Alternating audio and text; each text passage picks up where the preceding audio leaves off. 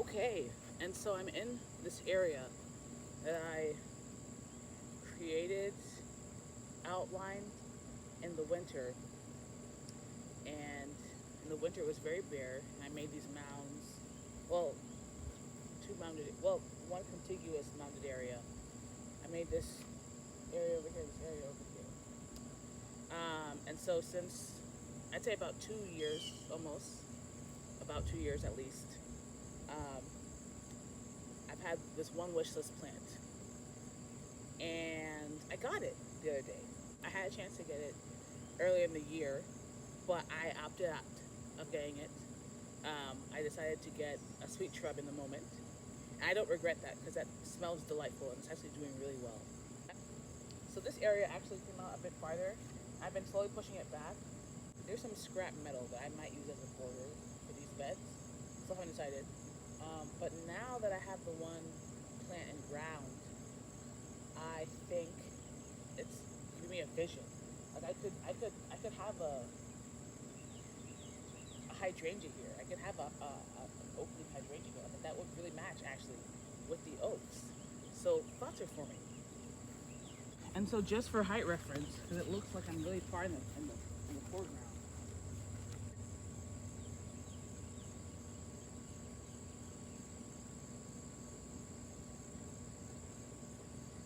Maybe some hanging planters would be nice. Here, again for height comparison, is my beauty berry. My Pro Glam beauty berry. I have been thinking about this plant for a long, long time.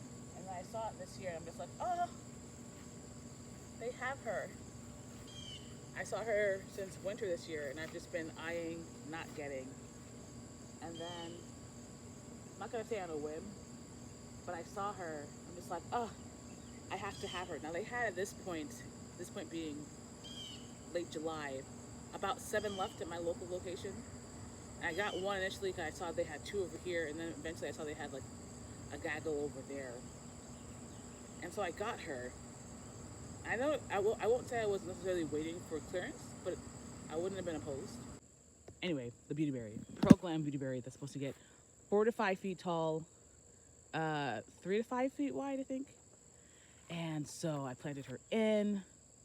I dug a hole, I watered the hole, I planted her in.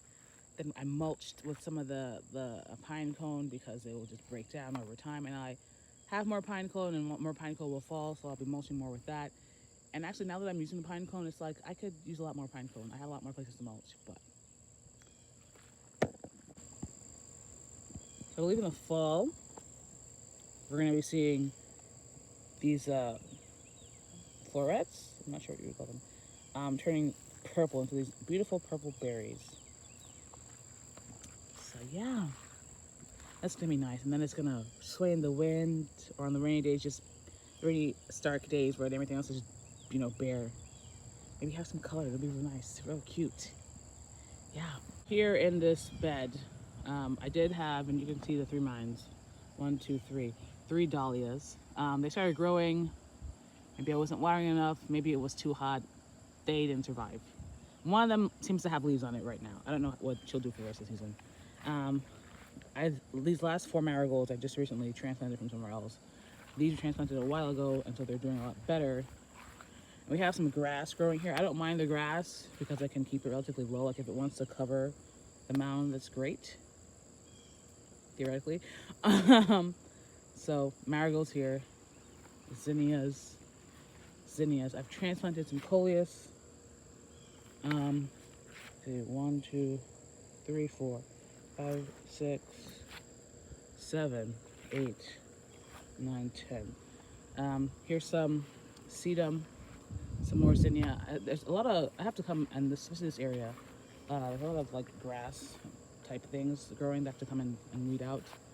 But I kind of just want to cover this as soon as I can, and annuals and I guess maybe perennials to just get cover and like height.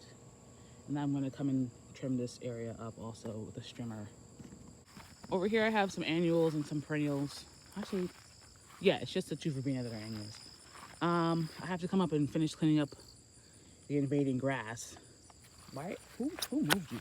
I didn't move you. Girl.